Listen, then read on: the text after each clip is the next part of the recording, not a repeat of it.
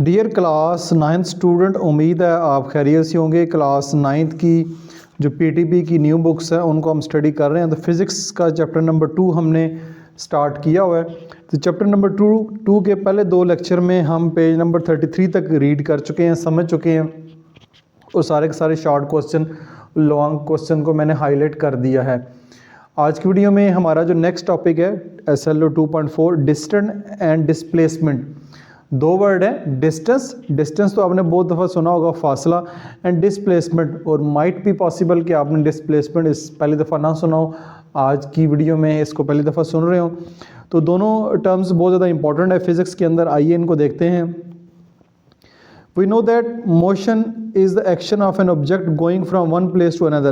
Basically motion, types of motion के बारे में पढ़ा है, मोशन के बारे में, हरकत के बारे में पढ़ा है।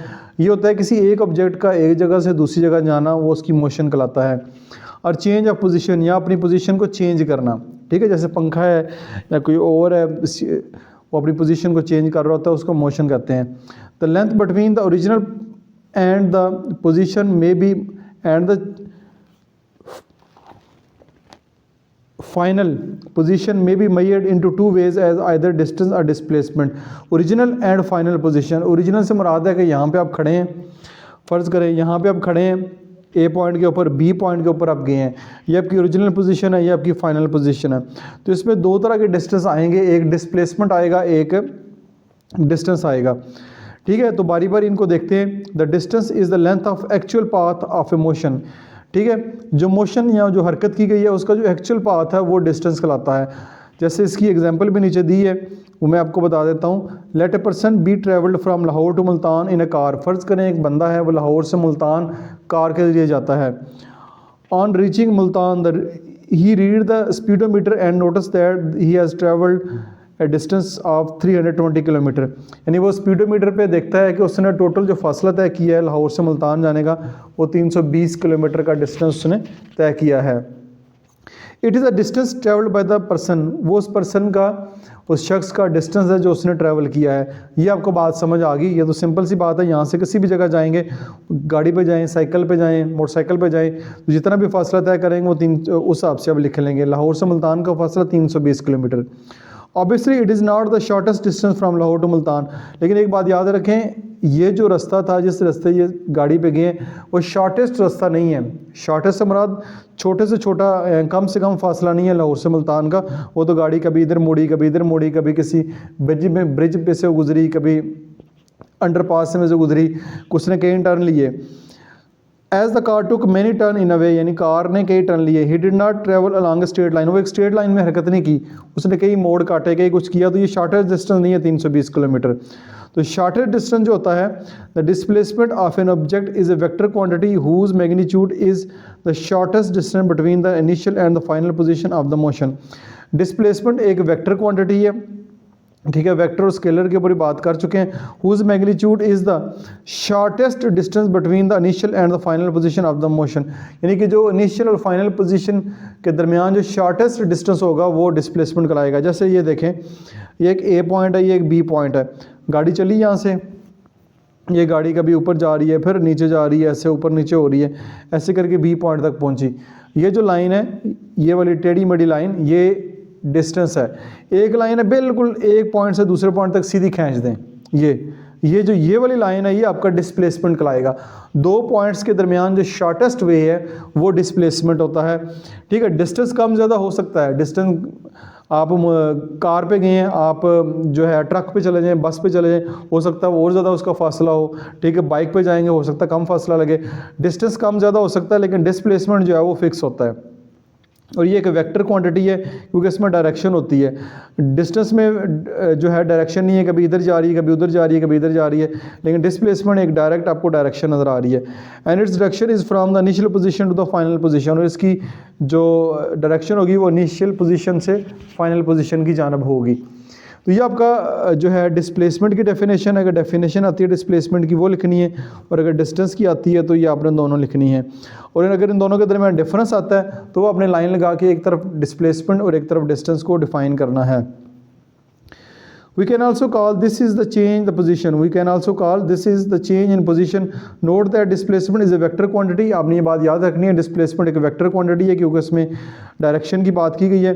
Whereas distance is a scalar quantity. Distance एक स्केलर क्वांटिटी है, इसमें डायरेक्शन की बात नहीं होती. Following example will explain the difference between displacement and distance. ये जो नीचे एग्जाम्पल दी गई है ये आपको बताएगी डिस्टेंस और डिस्प्लेसमेंट में क्या फ़र्क है. तो क्वेश्चन अगर आपके पास आता है कि write down the difference between distance and displacement, तो आपने ये वाला पैराग्राफ लिखना है, इसको हम समझ भी लेते हैं. Suppose a car travel from a position A to B. वही बात कर रहा है जो ऊपर बाद में समझा चुका हूँ कि एक गाड़ी जो है ए से बी पोजीशन तक जाती है. The curve line is the actual path followed by the car. ये जो कर्व लाइन है ये एक्चुअल पाथ है जो कार ने फॉलो किया है. तो total distance cover by the car will be equal to the length of the curve line. इस कर्व लाइन की जो भी लेंथ है, ठीक है, वो हमारा एक्चुअल डिस्टेंस होगा जो कार ने कवर किया है. लेकिन जो डिस्प्लेसमेंट होगा is the straight line directed from A to B is indicated by the arrow head. Arrow head के साथ आपको दिखाएगा. एरो हेड में देखें डायरेक्शन भी बता दी है और शॉर्टेस्ट भी है. तो ये आपका जो है वो वेक्टर क्वांटिटी होगी. The SI unit for the displacement is the same as that of distance. ठीक है, एसआई यूनिट जो है, ठीक है, जिसमें किलोमीटर में मीटर में मापेंगे, और डिस्प्लेसमेंट और डिस्टेंस की एसआई यूनिट जो है वो सेम होगी. तो आप दोनों को फ़र्क लिखना चाहें तो यहाँ से यहाँ तक लिख सकते हैं. इसके बाद जी नेक्स्ट जो टॉपिक है वो है स्पीड एंड वेलोसिटी. ठीक है, स्पीड के बारे में इससे पहले आपने सुना होगा, समझा होगा. वेलोसिटी हो सकता है आपके लिए एक नया वर्ड हो. तो आइए इसको भी देखते हैं. We are often interested to know how fast a body is moving. हम इस बात में बड़े गौर करते हैं, बड़े हमें तजस्सुस होता है किसी भी बॉडी का, किसी भी चीज़ की पता चले वो कितनी फास्ट मूव करती है. For this purpose we have to find the distance covered in a unit time which is known as speed. इससे हमें पता चलता है हम ये स्पीड कैसे फाइंड करते हैं. कोई भी चीज़ कितना फासला तय करती है इन यूनिट टाइम. यूनिट टाइम से मराद होता है आप सेकंड रख लें, आप मिनट रख लें या पर आवर रख लें, ये आपकी मर्ज़ी है कौन सा यूनिट रखेंगे. तो उस यूनिट में या एक मिनट में, एक सेकंड में, एक घंटे में कोई भी गाड़ी, कोई भी चीज़ कितना फासला तय करती है वो उसकी स्पीड कहलाती है. If a body covers a distance S in time T. अगर कोई भी बॉडी जो है वो डिस्टेंस एस यानी डिस्टेंस एस होगा इन टाइम टी टाइम में कवर करती है, तो इसकी स्पीड जो है we will be written as speed is equal to distance over time. ये इसका फार्मूला होगा. Speed is equal to distance over time. Speed को v से डिनोट करेंगे, डिस्टेंस को s से करेंगे, टाइम को t से करेंगे. तो v is equal to S over T. या अगर s आपने फाइंड करना है, डिस्टेंस फाइंड करना है, तो v मल्टीप्लाई बाई t हो जाएगा. तो ये डिस्टेंस का फार्मूला भी यहाँ पे आ जाएगा और स्पीड का फार्मूला भी आ जाएगा. और यहाँ पे आपके जो फार्मूले हैं वो भी स्टार्ट हो गए हैं जो आगे न्यूमेरिकल जो क्वेश्चन उनको सॉल्व करने के लिए ज़रूरी है. तो ये साथ साथ जो फार्मूले हैं इनको भी आप ज़हन नशीन करते जाएँ, इनको हाईलाइट करते जाएँ, ये आगे चल के हमारे काम आएंगे. ठीक हो गया. तो ये आपका स्पीड होगी और साथ उसका फार्मूला हो गया. नेक्स्ट अगले पेज के ऊपर अगर आते हैं तो ये the speed is a scalar quantity. Speed जो है वो एक स्केलर क्वांटिटी है. तो ऐसे unit of speed is metre पर सेकंड और किलोमीटर पर आवर. तो ऐसा यूनिट जो है वो स्पीड की मीटर पर सेकंड होगी, ठीक है, और किलोमीटर पर आवर होगी. ये दो यूनिट इसकी इस्तेमाल होती हैं. मिनट की इसमें कोई यूनिट नहीं है, या मीटर पर सेकंड या kilometre per our. It is obvious that speed of A vehicle does not remain constant through out the journey. लेकिन एक बात, ये बात तय है कि किसी भी व्हीकल, किसी भी गाड़ी पे सफ़र कर रहे हैं तो उसकी यहाँ से लेके फैसलाबाद या मुल्तान से लेके लाहौर तक जो स्पीड है वो कांस्टेंट नहीं रहेगी थ्रू आउट. स्पीड कम ज़्यादा होती रहेगी, कभी कम कभी ज़्यादा. If the reading of speedometer of the vehicle is observed. अगर उसका जो स्पीडोमीटर है उसको ऑब्जर्व किया जाए, इट इज़ ऑलवेज चेंजिंग. वो हमेशा चेंज होता रहता है, कम ज़्यादा होता रहता है, एक जगह फिक्स नहीं रहता. The speed of A vehicle that is shown by its speedometer at any instant is called instantaneous speed. इसको हम इंस्टेनियस स्पीड कहते हैं, जो स्पीडोमीटर जो है वो उसकी स्पीड दिखा रहा होता है. तो यहाँ से लेके यहाँ तक जो है वो आपके इंस्टेनियस स्पीड की डेफिनेशन भी बन जाएगी. Practically we make use of the average speed. It is defined as, इसको हम आमतौर पे एवरेज स्पीड भी कहते हैं. तो एवरेज स्पीड का फार्मूला होगा टोटल डिस्टेंस कवर, कितना फासला तय किया, डिवाइड बाय टोटल टाइम कितना लगा है, तो हमारे पास एवरेज स्पीड आ जाएगा. ये वी से हमारा स्पीड, नीचे ए वी शॉर्ट सा लिखा हुआ है, इससे हमारा average speed is equal to S over T. तो ये आपके पास एवरेज स्पीड का फार्मूला भी दूसरे नंबर पे हो गया. तो एवरेज स्पीड भी होगी. अब एक न्यूमेरिकल सॉल्व कर लेते हैं जिससे आपको थोड़ा बहुत अंदाज़ा हो जाएगा. An eagle dive to the ground along a 300 meter path with an average speed of 60 meter per second. How long does it take to cover the distance? ठीक है। An eagle dives to the ground, eagle ने ground तक पहुंचना है, 300 metre का फासला है और उसकी एवरेज स्पीड जो है वो 60 मीटर पर सेकंड है, यानी 1 सेकंड में 60 मीटर करता है। तो how long does it take to cover the distance, उसको कितना फासला तय कर, कितना टाइम जो है वो लगेगा ये वाला फासला तय करने के लिए 300 मीटर का। तो सोल्यूशन है total distance cover S 300 meter, average speed 60 meter पर second, total time taken, time हमने निकालना है। तो यूजिंग द इक्वेशन, ये वाली इक्वेशन, ये वाला जो फार्मूला है इसको यूज़ करेंगे, S ओवर टाइम निकालना है। तो टाइम, ये टाइम इधर है, इधर जाके ये इसके नीचे आ जाएगा, वैल्यूज पुट करेंगे तो 5 सेकंड लगेगा, टाइम जो है 5 सेकंड लगेंगे इतना फासला तय करने के लिए। तो ये आपको इस तरह न्यूमेरिकल भी सॉल्व करने हैं, फार्मूले इसके अंदर इस्तेमाल करेंगे, वो आपको पता होना चाहिए। स्पीड जो है वो यहाँ पे कवर होगी। नेक्स्ट हमारा जो टॉपिक है वो है वेलोसिटी। वेलोसिटी क्या होता है? The speed of an object does not tell anything about the direction of a motion. किसी भी बॉडी की जब हम स्पीड की बात करते हैं तो स्पीड में हमें डायरेक्शन का नहीं पता चलता। यहाँ कहीं भी आपने डायरेक्शन की बात नहीं की, ना यहाँ पे ईगल की डायरेक्शन की बात की है, तो स्पीड से हमें डायरेक्शन नहीं पता चलती। To take into action the direction, the vector concept is needed. अगर डायरेक्शन की बात करनी है तो डायरेक्शन के लिए फिर आपके पास वेक्टर क्वांटिटी होनी चाहिए, वेक्टर में डायरेक्शन की बात करते हैं। For this we have to find the displacement D between the initial and the final position. इसके लिए ज़रूरी है कि हम डिस्प्लेसमेंट टर्म यूज़ करेंगे between initial and final position की, ठीक है। The net displacement of a body in unit time is called velocity, ठीक है। स्पीड और वेलोसिटी की डेफिनेशन में फ़र्क यही है कि नेट डिस्प्लेसमेंट, टोटल डिस्प्लेसमेंट कितना है। वहाँ पे क्या था, total distance of a body in unit time is called speed. यहाँ पे the net displacement of a body in unit time is called velocity होगी। ये वेलोसिटी की डेफिनेशन हो जाएगी। अब if a body moves from point A to B along a curved path as shown in figure 2.11, ये figure 2.11 यहाँ पे curved path में कोई चीज़ मूव कर रही है। The displacement D is the straight line, यानी ये स्ट्रेट लाइन जो है ए से बी, वो हमारे पास जो है वो डिस्प्लेसमेंट है। तो एवरेज वेलोसिटी अब अगर फाइंड करनी है, एवरेज वेलोसिटी फाइंड करनी है, डिस्प्लेसमेंट ओवर टाइम होगा। एवरेज स्पीड के लिए यहाँ पे डिस्टेंस आता है, एवरेज वेलोसिटी के लिए यहाँ पे क्या आ जाएगा, डिस्प्लेसमेंट डिवाइड बाय टाइम, और एवरेज वेलोसिटी को डी ओवर टी हमारे पास आ जाएगा, ठीक है। ये फार्मूला एक और फार्मूला बन गया, ये सारे फार्मूले में सर्कल कर रहा हूँ। Vector velocity is a vector quantity, velocity एक वेक्टर क्वांटिटी है क्योंकि यहाँ पे हम डायरेक्शन की बात करते हैं। Equation 2.2 shows that the direction of velocity v is the same as that of displacement d. The SI unit of velocity is also meter per second और kilometre per our. Average velocity की जो unit है वो भी metre पर second होगी या kilometre per our होगी। Consider the example of A car moving towards north at the rate of 70 kilometre per our. अब 70 किलोमीटर पर आवर की स्पीड से गाड़ी एक नॉर्थ की जानब जा रही है। ये देखिए यहाँ पर डायरेक्शन की बात कर दी है, डायरेक्शन का उसने कह दिया है। To differentiate between speed and velocity we shall say that the speed, यानी अब डिफरेंशिएट करना हो स्पीड और वेलोसिटी में, तो उसकी एग्जांपल उन्होंने दी है। If car is 70 kilometre per hour which is a scalar quantity, the velocity of the car is a vector quantity whose magnitude is 70 kilometre hour and direction is toward north. यहाँ पे बताया गया कि अगर north की बात कर देता है यानी डायरेक्शन दे देता है तो वो वेक्टर क्वांटिटी हो जाएगी, डायरेक्शन नहीं देता तो वो स्केलर क्वांटिटी होगी। यही स्पीड और वेलोसिटी में फ़र्क है। तो क्वेश्चन आपको शॉर्ट क्वेश्चन ये भी पूछा जा सकता है कि स्पीड एंड वेलोसिटी में फ़र्क क्या है। तो स्पीड और वेलोसिटी में फ़र्क सिर्फ डायरेक्शन का है, वो आपने यहाँ पे एक्सप्लेन करना है। तो ये आपका स्पीड एंड वेलोसिटी वाला टॉपिक कवर हो गया। ये बहुत ज़्यादा ज़रूरी है, इसके जो MCQs है वो अच्छे तरीके से तैयार ज़रूर कीजिएगा। नेक्स्ट हमारे पास जो टॉपिक है वो uniform and non uniform velocity. अब वेलोसिटी में दो टर्म्स में, एक है यूनिफॉर्म, एक है नॉन यूनिफॉर्म। इसको भी देखते हैं। The velocity is said to be uniform if the speed and the direction of a moving body does not change. यानी हमारी वेलोसिटी यूनिफॉर्म होगी। यूनिफॉर्म से मुराद ये है जैसे स्कूल का यूनिफॉर्म होता है, स्कूल का यूनिफॉर्म से मुराद ये है कि तमाम बच्चे एक जैसे कपड़े, जूते, जर्सी वगैरह पहन कर आते हैं। तो इस तरह स्पीड भी गाड़ी की उस डायरेक्शन में बिल्कुल एक जैसी होगी, तो उसकी यानी कोई इसमें कोई चेंज नहीं आएगा, तो वेलोसिटी जो है वो यूनिफॉर्म होगी। If the speed of direction are both of them change, अगर डायरेक्शन चेंज हो जाए गाड़ी की या उसकी स्पीड चेंज हो जाए, तो दोनों में से कुछ भी चेंज हो जाए, it is the known as the variable velocity और नॉन यूनिफॉर्म वेलोसिटी। इसको वेरिएबल वेलोसिटी, वेरिएबल से भी मुराद है कम या ज़्यादा हो रही है, और नॉन यूनिफॉर्म वेलोसिटी भी कहेंगे। तो ये आपके पास यूनिफॉर्म और नॉन यूनिफॉर्म वेलोसिटी की डेफिनेशन बनती है। प्रैक्टिकली ये vehicle does not move in a straight line. अगर प्रैक्टिकली देखा जाए तो कोई भी गाड़ी एक स्ट्रेट लाइन में कभी भी मूव नहीं करती। Through out it's journey it change its speed और इट्स डायरेक्शन फ्रीक्वेंटली, वो अपनी स्पीड और डायरेक्शन फ्रीक्वेंटली बार बार चेंज करती रहती है।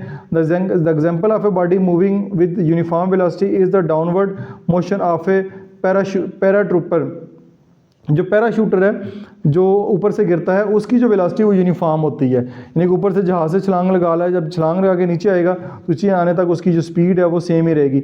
When a parachuter jump from the aeroplane से जंप करता है, he fall freely from few moments, कुछ देर के लिए बिल्कुल फ्रीली जो वो नीचे गिरेगा।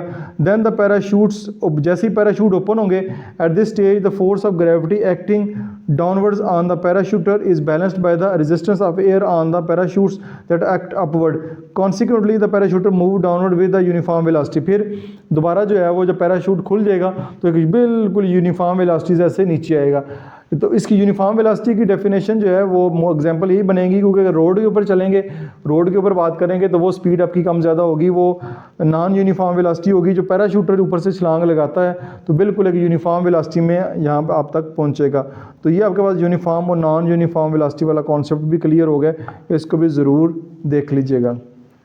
नेक्स्ट टॉपिक की जो हम मूव करते हैं वो है 2.6 एक्सेलरेशन। एक्सेलरेशन क्या होता है?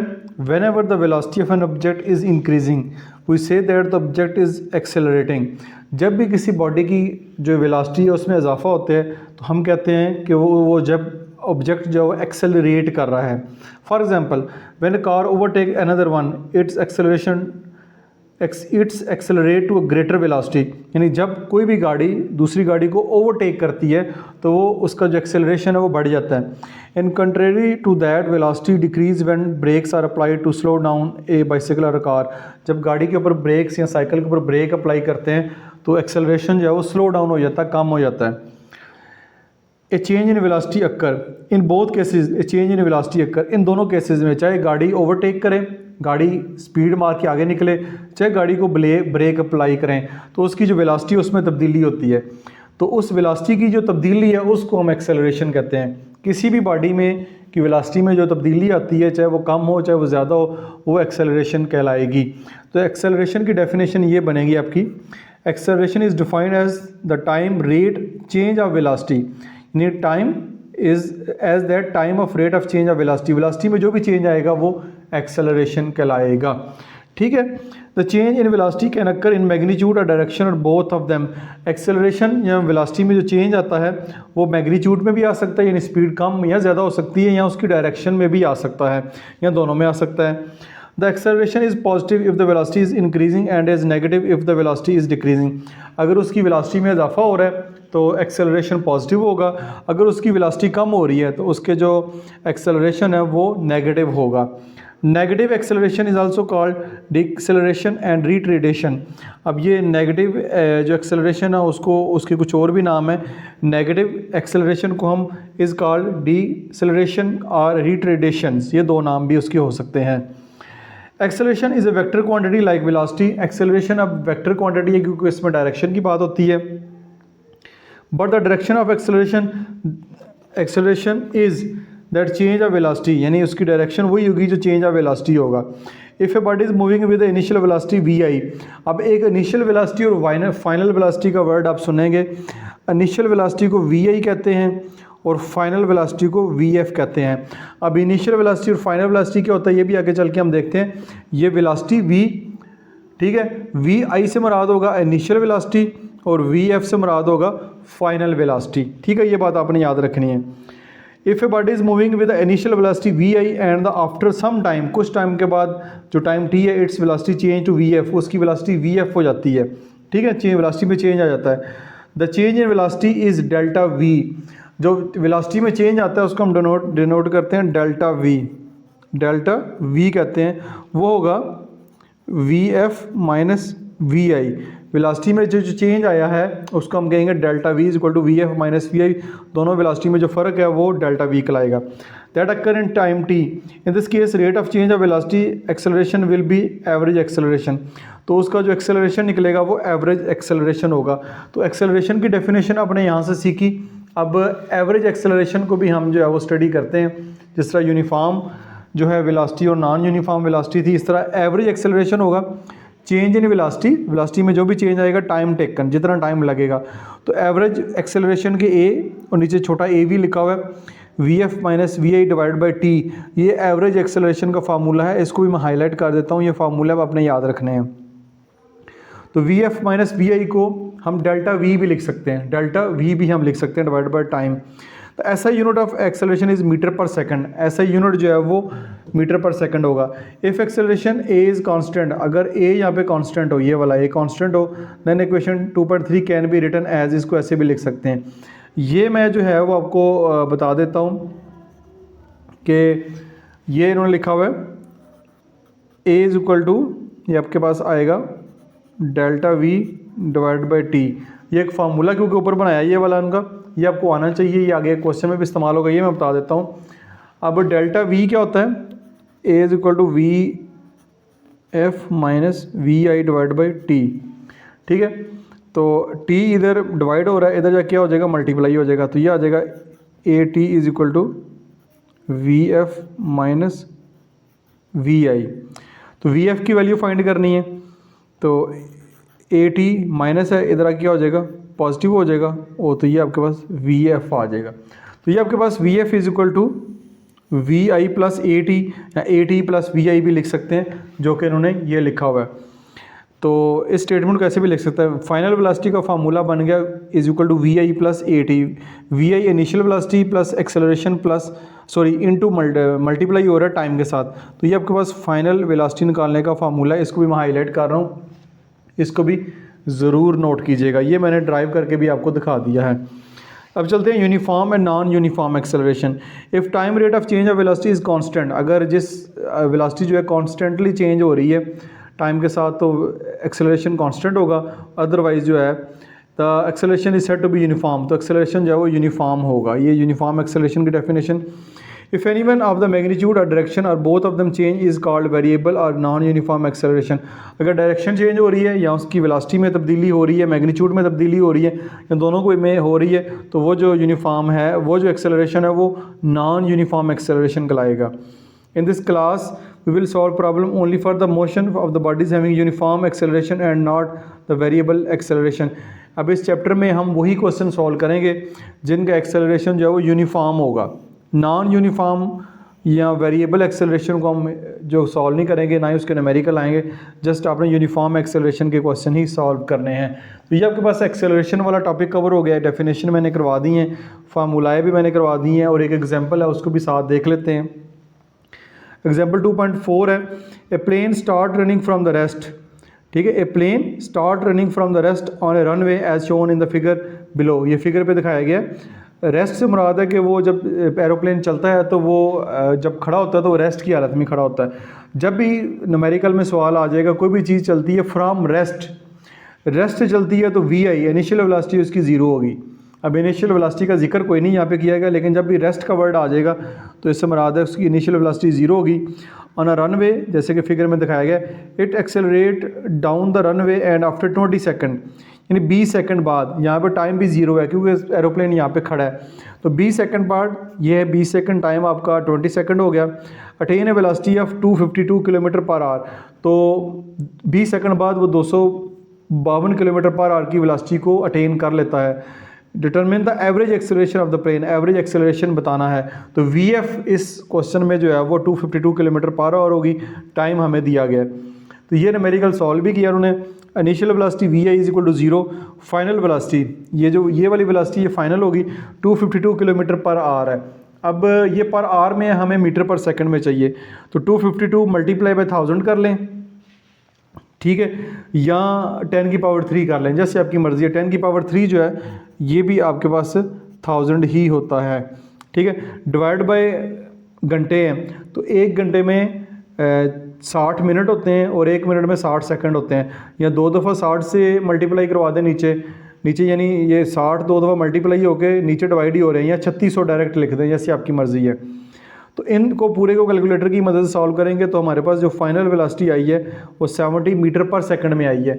जब तक ये मीटर पर सेकंड में नहीं होगी आप क्वेश्चन जो है वो सॉल्व नहीं करेंगे, ये मीटर पर सेकंड में होनी चाहिए। टाइम टेकन 20 सेकंड, देखिए टाइम जो है वो सेकंड्स में है, जब टाइम सेकंड में है तो वेलोसिटी भी जो है वो सेकंड में मीटर में होनी चाहिए, वो किलोमीटर में नहीं होनी चाहिए।